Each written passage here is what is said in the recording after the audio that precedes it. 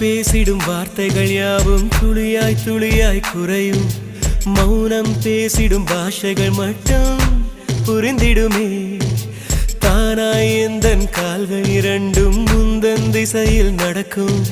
தூரம் நேரம் காலம் எல்லாம் சுருங்கிடுமே.